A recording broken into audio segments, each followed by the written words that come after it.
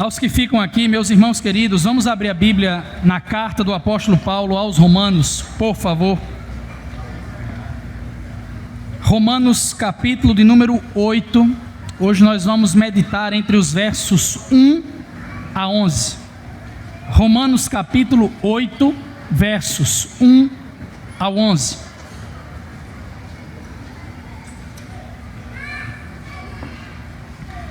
Nós estamos retornando à nossa série de mensagens na carta de Paulo aos Romanos.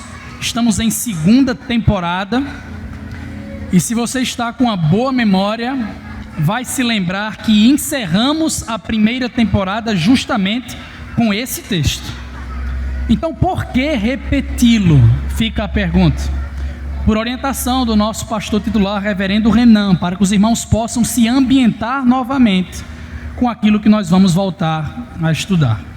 Romanos capítulo 8, versos 1 ao 11, estarei fazendo a leitura integral do texto, conforme a Nova Versão Internacional.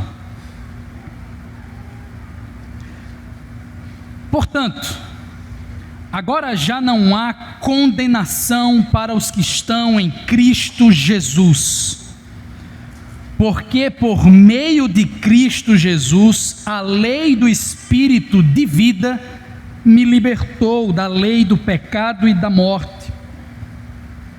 Porque aquilo que a lei for incapaz de fazer, por estar enfraquecida pela carne, Deus o fez, enviando o seu próprio Filho, à semelhança do homem pecador, como oferta pelo pecado.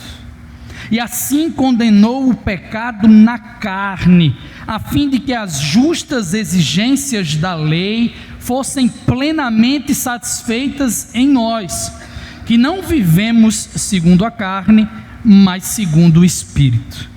Quem vive segundo a carne tem a mente voltada para o que a carne deseja, mas quem vive de acordo com o Espírito tem a mente voltada, para o que o Espírito deseja. Verso 6, a mentalidade da carne é morte, mas a mentalidade do Espírito é vida e paz. A mentalidade da carne é inimiga de Deus, porque não se submete à lei de Deus, nem pode fazê-lo. Quem é dominado pela carne não pode agradar a Deus. Entretanto, vocês não estão sob o domínio da carne, mas do Espírito, se de fato o Espírito de Deus habita em vocês. E se alguém não tem o Espírito de Cristo, não pertence a Cristo. Mas se Cristo está em vocês, o corpo está morto por causa do pecado, mas o Espírito está vivo por causa da justiça. E se o Espírito daquele que ressuscitou Jesus dentre os mortos habita em vocês, aquele que ressuscitou a Cristo dentre os mortos, também dará vida a seus corpos mortais, por meio do seu Espírito que habita em vocês. Vamos orar. Senhor, estamos diante da Tua Palavra, e queremos declarar hoje, mais uma vez, que cremos no Espírito Santo. Cremos que Ele convence do pecado, da justiça, do juízo. Cremos que Ele habilita o homem a crer. Cremos que o Espírito renova o coração dos crentes. Nós cremos que o Espírito unge aquele que prega, unge aquele que escuta, facilitando o nosso entendimento das Escrituras Sagradas e aplicando a Tua mensagem poderosa aos nossos corações. Portanto, ó Deus, socorre-nos em Tua obra, a obra do Espírito, para a glória do Teu nome, que oramos em nome de Jesus. Amém. Meus queridos irmãos, vocês gostam de música? Será que cantarolam na hora do banho ou no meio do trânsito? Eu acho difícil encontrar alguém que não se identifique minimamente com isso. Como também acho difícil alguém se identificar tanto com música como a minha filha Alice. Ela canta sem parar. Em casa, na escola, na igreja, no carro, no banho, ela sempre está cantando. E recentemente eu a levei para um concerto, para que ela pudesse contemplar aquele momento maravilhoso. É óbvio que perdeu a paciência rapidinho, mas no começo ela estava muito atenta, percebendo todos os detalhes e se encantando quando o maestro entrou em cena. Ela viu que todo mundo aplaudiu o sujeito e que as músicas só começaram quando ele fez um movimento. Impressionada, me perguntou: quem é esse, papai? E eu respondi: filha, é o maestro. Ele é central para o funcionamento da orquestra. Naquela noite haviam muitos músicos, vários instrumentos, mas cada um deles precisava seguir a liderança do maestro, para que a música fosse harmoniosa e bem coordenada. Sem o maestro, todos tocariam de acordo com suas próprias vontades, e o resultado não seria harmonia, e sim caos. Estudiosos alegam que o livro de Romanos é dividido em duas partes, irmãos. Capítulos 1 a 7 tratando de doutrina, e capítulos 9 a 16 de aplicações práticas, sobrando justamente o capítulo de número 8, o qual funciona como uma espécie de transição de uma parte a outra. O capítulo 8, queridos, é o capítulo do Espírito Santo, porque a palavra-chave dele é justamente pneuma, espírito, usada apenas 5 vezes entre os capítulos 1 a 7, 8 vezes entre os capítulos 9 a 16, mas aqui ocorrendo por 21 vezes, muito mais frequente do que qualquer outro capítulo do Novo Testamento. Quanto à divisão dos capítulos, das porções do livro de Romanos, eu não sei bem se concordo plenamente com isso, mas se esse é o caso, e vamos considerar que sim, a ênfase transitória está numa doutrina, num ensino que é fundamental para a ética, para a aplicação na vida cristã. E para começo de conversa, Paulo deixa muito claro, acompanhe, que não há nada mais importante na vida cristã, que não há ensino mais fundamental no nosso dia a dia do que o Espírito Santo. Ele é o maestro que nos guia. Ele é o maestro que nos coordena em nossos dons e talentos. Ele é o maestro que nos une em harmonia para cumprir o propósito de Deus nessa grande orquestra que chamamos de igreja.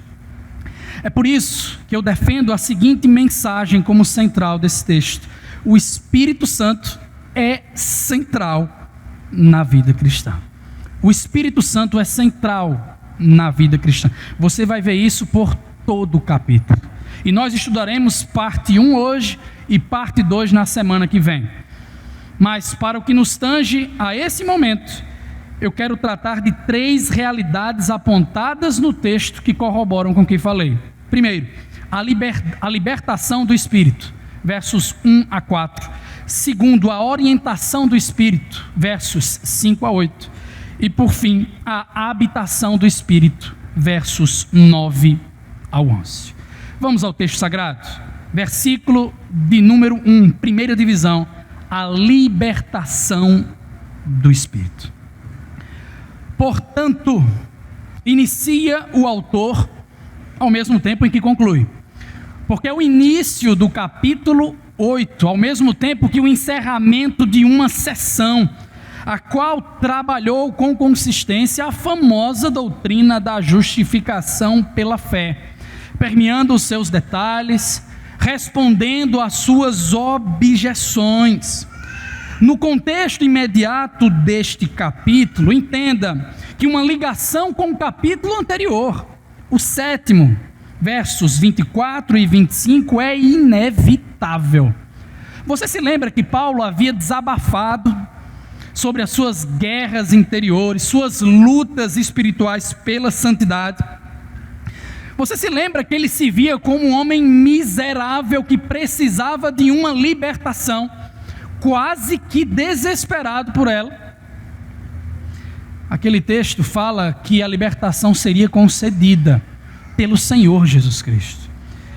É uma obra futura, mas que foi antecipada, de modo que já é experimentada entre o já e ainda não, com seus efeitos. Em vista disso, com essas informações em mente, agora sim, verso 1. Portanto, diz Paulo, aos crentes de Roma, agora já não há condenação para os que estão em Cristo Jesus. Eu prefiro a versão da Nova Almeida atualizada. Agora, pois, já não existe nenhuma condenação para os que estão em Cristo Jesus. Uma mudança sutil e por uma razão muito particular. O texto original traz uma dupla negativa em uma das palavras, uden, que etimologicamente é uma junção da palavra não com uma conjunção adversativa. Não junto de mas, porém, todavia. Para deixar muito claro que aqui há um conceito de oposição ferrenha. Não é somente não há condenação, porque os crentes justificados pela fé, apesar dos seus pecados cometidos, não estão debaixo de nenhuma condenação. Me parece que a segurança da salvação não é apenas uma opção, uma alternativa teológica a ser defendida, mas um ensino bíblico muito consolidado. Se você olha para essas palavras paulinas, certamente imagina que a outra alternativa é absurda. É assim que Paulo está tratando a questão. Porque se para os flamenguistas, uma vez Flamengo, sempre Flamengo, certamente para os crentes, uma vez salvo, sempre salvo. O puritano Thomas Brooks escreveu que a segurança da salvação é uma alegria que não pode ser tirada, é uma paz que não pode ser perturbada, é um tesouro que não pode ser perdido. Por quê?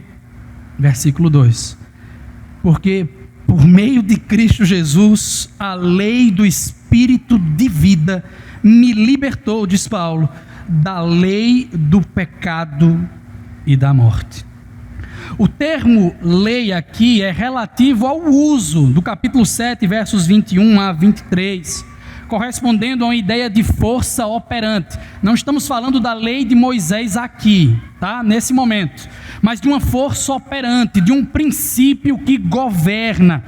Portanto, o texto ensina que esse poder, que esse domínio do Espírito Santo retirou a escravidão, o poder, o domínio do pecado e da morte. Essa libertação, meus irmãos, foi operada pelo Espírito Santo, num momento bastante pontual do passado. Nós sabemos que foi por meio de Cristo, mas veja o versículo 3, porque ele destaca o evento específico. Porque aquilo que a lei fora incapaz de fazer por estar enfraquecida pela carne, e aqui a lei mosaica mesmo, Deus o fez enviando o seu próprio Filho, a semelhança de homem pecador, como oferta pelo pecado, e assim condenou o pecado na carne. Jesus, o Filho, foi sacrificado como oferta pelo pecado, uma expressão que aparece umas 50 vezes na versão grega do livro de Levítico. Paulo está pensando no sistema sacrificial da antiga aliança, e imagina, melhor, tem certeza que Cristo na cruz do Calvário é o pagamento pelos pecados cometidos pelo seu povo. Ele foi enviado por Deus para resolver um problema que não tinha como ser solucionado de outra forma. Ele foi enviado à semelhança de homem pecador, não simplesmente como homem pecador. Isso seria um problema, porque por um lado Se Cristo não tivesse tomado a nossa natureza, ele não poderia ser um de nós. Por outro, se ele tivesse se tornado completamente como nós, ele não poderia se tornar o nosso Salvador, porque teria pecado. Ele veio à semelhança do homem pecador. Ele veio com a natureza adâmica antes da queda, antes do pecado ter entrado neste mundo. E então operou libertação maravilhosa. Essa libertação era necessária, irmãos. Deus enviou seu Filho, porque não seria a lei de Moisés que faria isso, além de não ter essa funcionalidade. Ela se via enferma, enfraquecida, incapaz, não por ela mesma, mas por conta do nosso pecado, que é especialista em transformar coisas boas em ruins. Eu lamento muito quando algumas pessoas tentam demonizar a lei de Deus, como se o problema fosse esse. Quando preguei Romanos 7, há um ano atrás, eu falei que a lei é apenas a arma do crime, irmãos. A lei não é culpada do delito per si. É como aquela história da mãe impaciente, que depois de um dia cansativo no trabalho, chega em casa, vê os filhos brigados, e com preguiça de investigar, acaba por surrando os dois. Acaba por surrar os dois, o culpado e o inocente. É justo o inocente apanhar só porque estava no ambiente?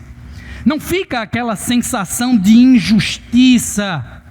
Pois bem, a lei não merece apanhar, irmãos, porque a culpa não é dela, é o pecado que distorce a sua verdadeira função, meio que obrigando a operar de um modo impossível para a própria lei.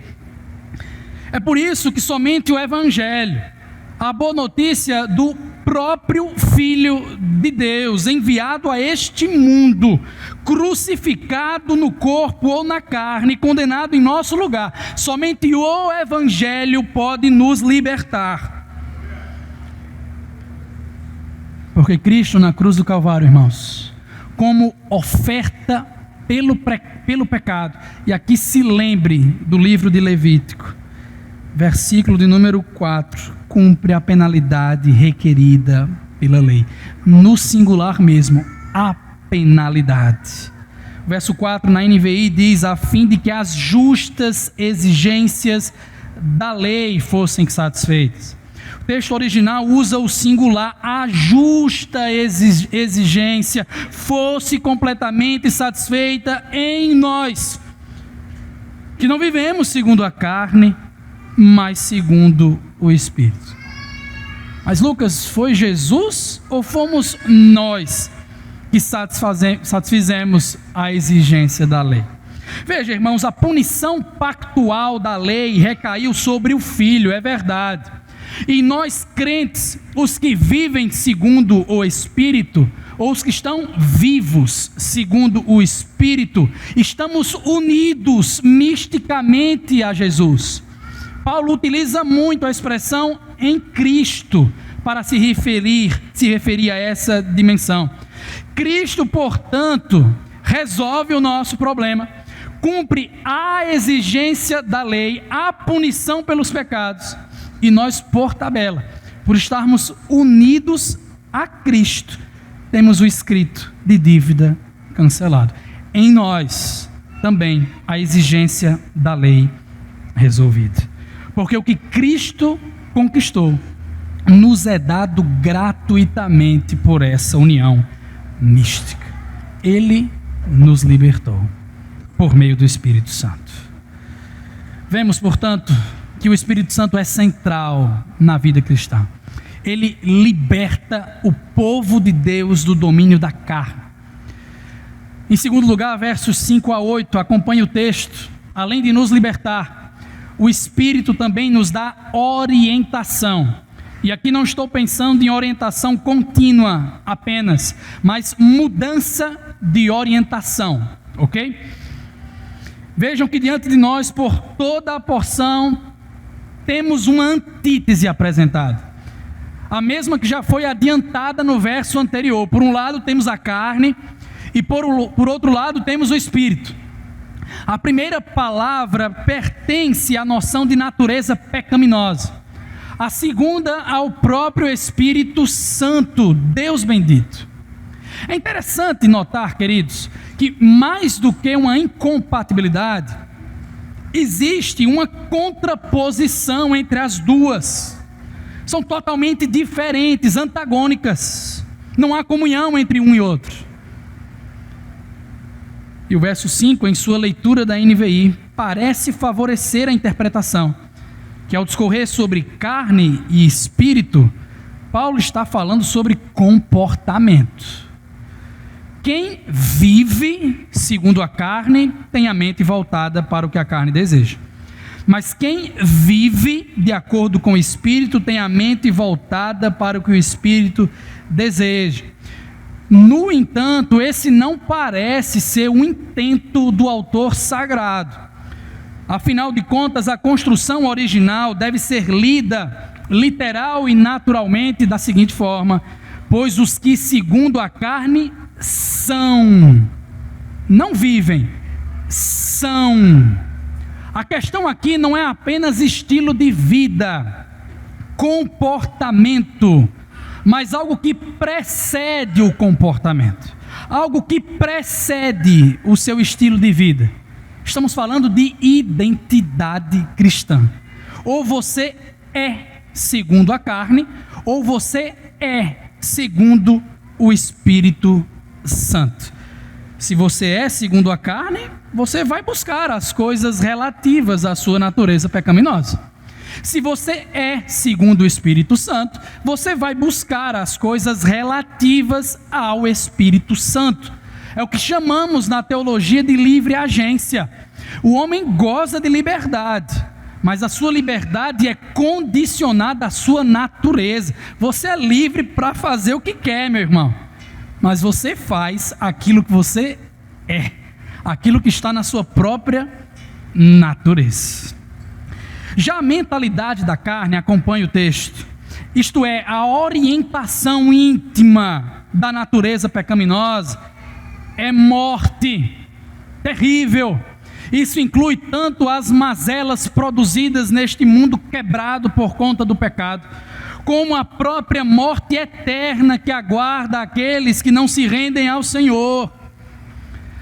Mas a mentalidade do Espírito é vida e paz, da mesma forma também incluindo as boas venturas do lado de cá, como também as bonanças eternas envolvendo vida em plenitude e a shalom de Deus que nos aguarda nos céus.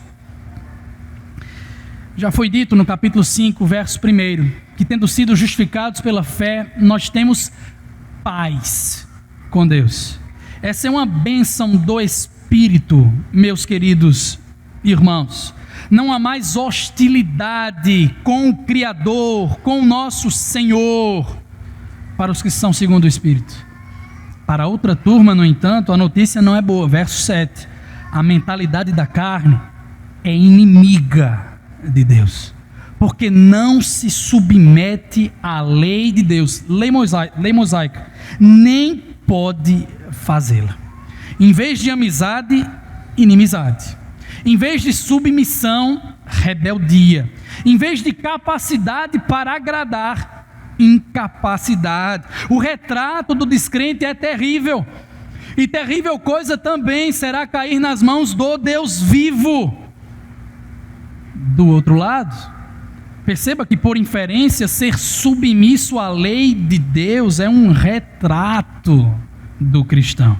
Porque a lei continua tendo utilidade para o que confessa Jesus Cristo, continua revelando o caráter perfeito de Deus, continua sendo um modo de agradar aquele que nos libertou. Os descrentes não podem ter um bom relacionamento com a lei, porque o verso 8 diz que quem é dominado pela carne, pela natureza pecaminosa, não pode agradar a Deus. Não é que as pessoas são proibidas de agradar a Deus, mas somente que elas não conseguem talvez até tentem obedecer aos preceitos divinos, e convençam alguns dos irmãos aqui que são crentes, pela sua disposição externa, enganosa, mas não fazem por amor a Deus, e por desejo, por sua glória. O Espírito precisa orientar. Vimos, portanto, versos 1 a 4, a libertação do Espírito, e versos 5 a 8, a orientação pontual, mudança de orientação do Espírito. Agora, por fim, versos 9 a 11, estudaremos a habitação do Espírito Santo. Na porção anterior, nós ouvimos, espero com clareza, que o descrente tem mentalidade de morte, é inimigo de Deus e não consegue agradá-lo. Entretanto, verso 9, vocês, isso aqui é enfático no grego, vocês, cristãos de Roma, destinatários, vocês não estão sob o domínio da carne, mas do Espírito. Vocês são do Espírito. E a prova cabal disso é a habitação dele em cada um de vocês. Só que aí você lê em seguida, se de fato o Espírito de Deus habita em vocês. Essa é a primeira das 4 utilizações nesses versos da cláusula se. E é importante frisar aqui, irmãos, que a despeito dessa tradução lida, Paulo não está de modo algum representando em suas palavras dúvida, incerteza, possibilidade, como se estivesse usando um verbo no subjuntivo. Ele está falando de fatos, de coisas reais, de modo indicativo. Paulo não está exortando os irmãos, Paulo não está jogando uma incerteza no ar, Paulo está assegurando o seu público que a habitação do Espírito Santo é o que classificam como sine qua non da existência cristã, isto é, a sua própria condição indispensável. Em palavras simples, ser crente é ser habitado pelo Espírito Santo. É por isso que o contraponto aparece logo na continuidade. E se, melhor traduzido, uma vez que, já que alguém não tem o Espírito de Cristo, não pertence a Cristo. Se você tem o Espírito de Cristo, você pertence a Cristo. Se você é habitado pelo Espírito Santo, você pertence ao Espírito. Mas uma vez que você não tem o Espírito de Cristo, você não pertence a Ele. Mas se Cristo está em vocês, melhor traduzido, já que Cristo está em vocês, o corpo está morto por causa do pecado, já houve libertação, mas o Espírito está vivo por causa da justiça. Não se assuste, é a mesma antítese, estamos falando da mesma coisa. A diferença é que a palavra corpo aqui foi usada em vez de carne, mas são sinônimos, irmãos. Outra coisa é que no verso 9 o foco está na habitação do Espírito, no verso 10 o foco está na habitação de Cristo. É a mesma coisa, não são questões desarmônicas. Calvino acertou quando disse que a habitação do Espírito é a maneira de Cristo habitar em nós, porque o Espírito Santo é o Espírito de Cristo. Se tomamos isso como fato, irmãos, precisamos ligar os pontos da doutrina apresentada. O domínio da carne, da natureza pecaminosa, chamada de corpo aqui, foi esmagado e substituído pelo domínio do Espírito, com E maiúsculo, dona NVI, o Espírito Santo, o Espírito de Deus, o Espírito de Cristo, e não o nosso espírito. Estamos falando do Espírito que concede vida para todo aquele que crê, por causa da justiça. Aquela justiça de Romanos 3:21, manifestada dos céus, revelando o Evangelho de Jesus, a justiça que vem da fé. O Espírito concede vida a todo aquele que crê em Jesus. Não é, portanto, sem razão que a Confissão de Fé de Westminster descreve o Espírito Santo como Senhor e doador da vida. É a doutrina da regeneração, irmãos, que ocorre pontualmente antes de nós nos convertermos. É uma bênção ímpar, singular, ainda que não a única. Versículo 11 apresenta uma promessa a ser cumprida no futuro. Lê-se: e se o Espírito, ou melhor, já que o Espírito daquele que ressuscitou Jesus entre os mortos habita em vocês, aquele que ressuscitou a Cristo dentre os mortos também dará vida a seus corpos mortais, por meio do seu Espírito que habita em vocês. Aqui a palavra corpo retorna ao seu significado usual, se referindo à nossa parte material mesmo, ao nosso físico. O ensino é que os nossos corpos serão restaurados, eles ganharão vida. Não é que eles estejam mortos hoje, mas encontrarão plenitude dessa vida no futuro. Serão plenamente restaurados, ressuscitados. E Deus nos certifica que fará isso por meio do seu Espírito. Mas qual é a garantia, Lucas diz? Como é que eu posso ter certeza que ressuscitarei no último dia? Que meu corpo será glorificado? Qual é a garantia? A santa e gloriosa habitação do Espírito Santo. Aos Efésios, Paulo escreveu que o Espírito Santo é o penhor da nossa salvação, é o primeiro pagamento, a primeira parcela, assim a garantia de que nós teremos a salvação consumada, que a nossa herança eterna de fato vai chegar, que nós vamos nos apropriar dela, que Deus vai nos ressuscitar. É por isso que o apóstolo Paulo o chamou categoricamente, e eu gosto de fazê-lo também, de Espírito Santo da promessa, a promessa que será cumprida, irmão. Você crê nisso? Você alimenta a sua fé com essa esperança, com essa bênção espiritual sem tamanho. Irmãos, Deus vai apagar todo o respingo de natureza pecaminosa do nosso corpo, toda mancha do pecado, cada distorção, cada deficiência. Deus vai nos ressuscitar no último dia. Temos garantia disso porque o Espírito habita em nós. Devemos ansiar por isso, devemos pensar constantemente, meditar no céu, irmãos. Quanto mais expostos somos às mazelas desse mundo, ao sofrimento do cotidiano, mais nos pegamos pensando na restauração completa de todas as coisas, especialmente do nosso ser. E é por isso que temos que pensar na obra do Espírito. E aqui eu tenho que endossar o que declara J.I. Packer, um teólogo inglês: a presença ou a habitação é a obra principal do Espírito Santo.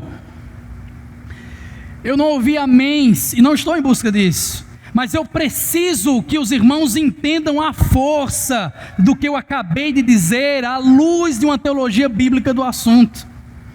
No livro dos princípios, lá estava Deus habitando com Adão e Eva no jardim do Éden, passeando na tardezinha com eles. Depois Deus estava habitando no meio do seu povo através de um tabernáculo móvel que era montado em acampamento. Esse é o Deus que estava guiando o seu povo no deserto, indo adiante dele através de coluna de fogo e coluna de nuvem. Uma vez estabelecidos em Canaã, o povo desfrutou da presença, da habitação do Senhor no construído templo de Salomão, o qual foi destruído pelos babilônios em 586 a.C.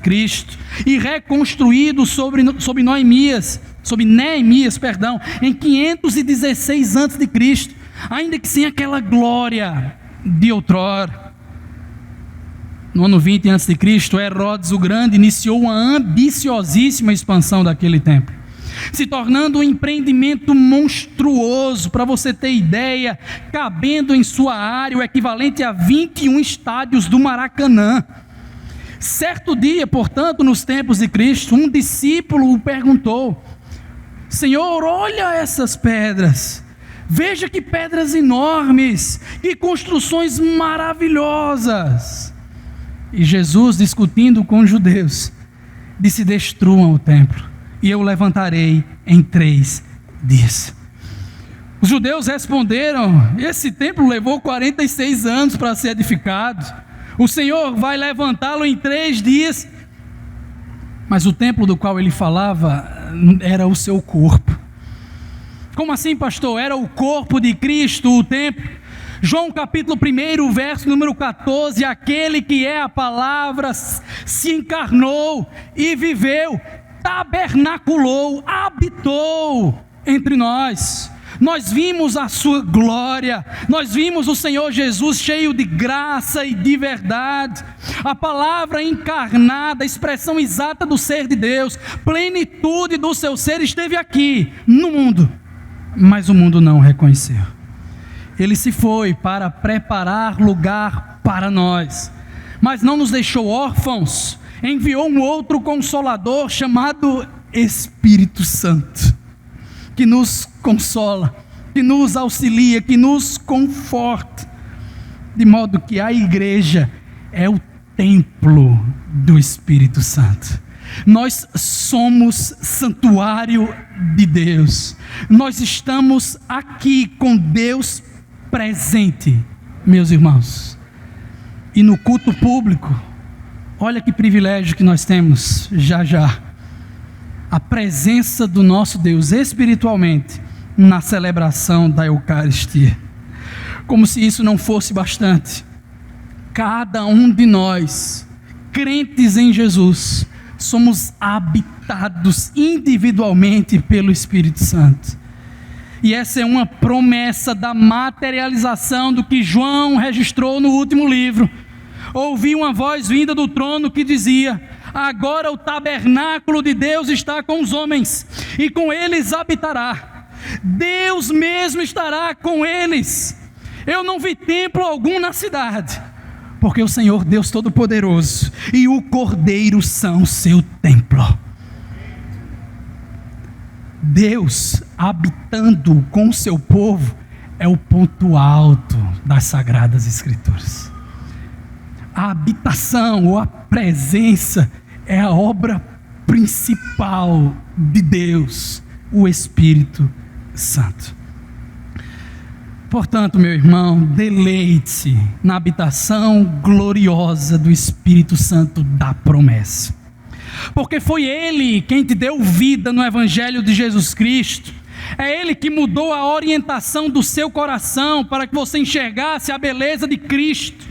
É por meio dele que podemos agradar a Deus obedecendo a sua lei, porque Ele conhece a mente de Deus, porque Ele é Deus bendito. Sem o Espírito Santo e seu poder, todos nós seríamos da carne, com mentalidade de morte, perdidos em nossos pecados. E você sabe o que é mentalidade de morte, não é mesmo? Porque em Gálatas, Paulo falou que as obras da carne são manifestas: imoralidade sexual, impureza e libertinagem, idolatria e feitiçaria, ódio, discórdia, ciúmes, ira, egoísmo, dissensões, facções, inveja, embriaguez, orgias e coisas semelhantes.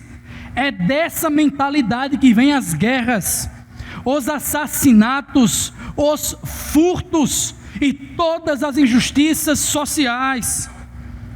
O pior de tudo é que dessa mentalidade, irmãos, virá a condenação eterna, o inferno, pois quem é segundo a carne é inimigo de Deus.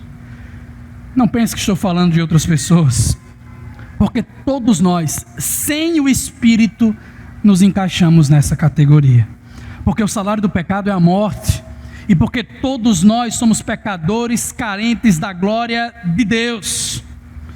Sabendo disso, jovem, Você ainda quer continuar namorando com um descrente? Com alguém que não é segundo o Espírito? Demais irmãos, são esses os amigos mais próximos que devemos nutrir em nosso ciclo de amizade? Será? Não é melhor ter por perto pessoas que frutificam segundo o Espírito, com amor, alegria, paz, paciência, amabilidade, bondade, fidelidade, mansidão e domínio próprio, fruto do Espírito? Porque os que pertencem a Cristo Jesus, os que são do Espírito, crucificaram a carne. Temos que ouvir o conselho do apóstolo Paulo: se vivemos pelo Espírito, também andemos pelo Espírito. Fato é, como Calvino coloca, que o domínio do Espírito consiste na abolição da carne. Isso acontece de modo pontual quando somos libertados, e também avança para a nossa vida cristã dia após dia, na luta pela santidade, irmão. Isso será trabalhado na próxima porção, mas se podemos adiantar, que se considere seriamente que a mentalidade do Espírito é vivificante. Ela produz vida, produz paz. Isso tem que ter impacto na nossa congregação. O mandamento do nosso Senhor é que nós nos amemos uns aos outros. Somos conhecidos como seus discípulos. Ele diz: pelo amor que temos entre nós. Então, por que é que tanto insistimos em ódio, em ciúmes, em ira? Por que será que insistimos na infantilidade de termos rivais na igreja? Por que é tão difícil perdoar, esquecer as ofensas, seguir em frente? Quer que eu seja sincero? Orgulho, senso de superioridade, hipocrisia, coração duro, inveja, mentalidade da carne. Essas coisas tinham que ser inadmissíveis no nosso meio. Nós temos que dar um passo à frente na demonstração de amor que temos de exercer uns pelos outros, irmãos. Mas eu sei que infelizmente nós ainda pecamos. O domínio da natureza pecaminosa se foi. Nós somos do Espírito Santo, ele habita em nós, mas o parasita ainda está aqui também, irmãos. Portanto, irmãos, precisamos entender que nós pecamos porque estamos silenciando o Espírito e dando voz à natureza pecaminosa. Pela graça de Deus, na habitação do Espírito Santo, apesar de pecarmos, nós nos arrependemos, porque nós nos lembramos que já fomos libertos, que o Espírito nos dá poder para vencer na vida cristã.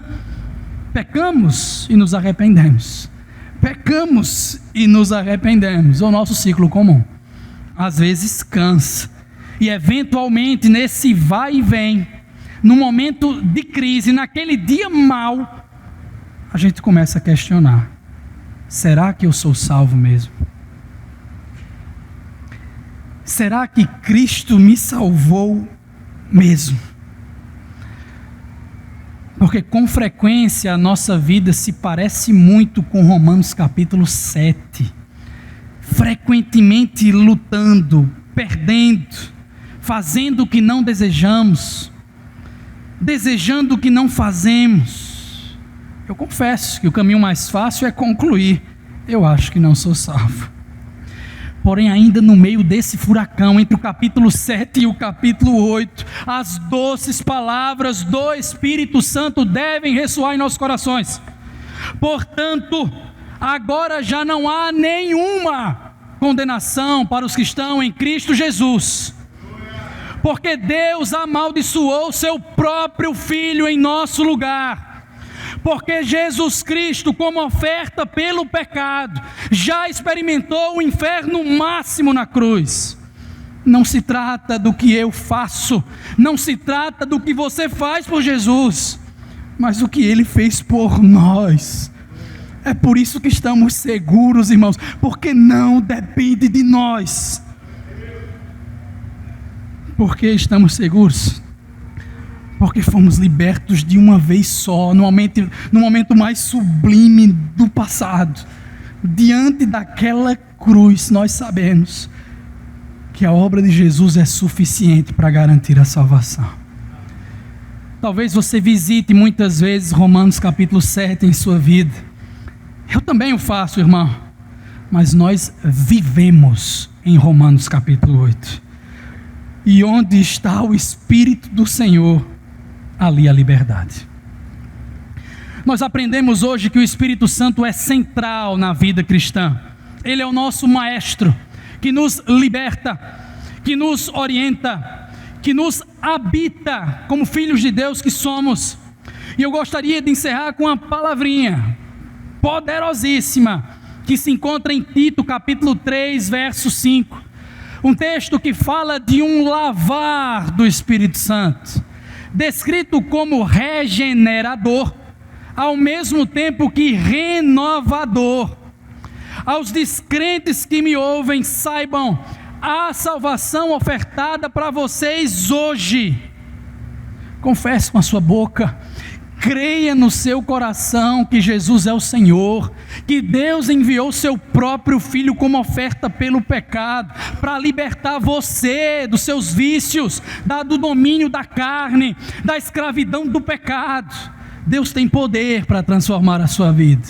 Não importa quem você seja, de onde você veio, porque quem invocar o nome do Senhor será salvo. Para isso acontecer, no entanto, é preciso que você nasça de novo. E essa é uma obra do Espírito. Clame a Ele. É a minha oração particular que hoje o Espírito Santo opere novo nascimento no nosso meio. Aos crentes, meus queridos irmãos, fica o lembrete que o Espírito que regenera também renova. Está à disposição para nos enriquecer continuamente com a graça de Deus, para nos abastecer com temor ao Senhor, para nos dar deleite na obra excelsa do Senhor Jesus Cristo. Você está cansado? Está com crise na fé?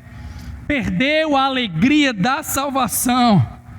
Derrame-se hoje diante do Espírito. Peça renovo a Ele, porque Ele é o grande renovador. Ele é o autor de todas as coisas boas na alma. Feche os seus olhos. Vamos orar ao Senhor de modo responsivo, agradecendo pela sublime obra do Espírito Santo.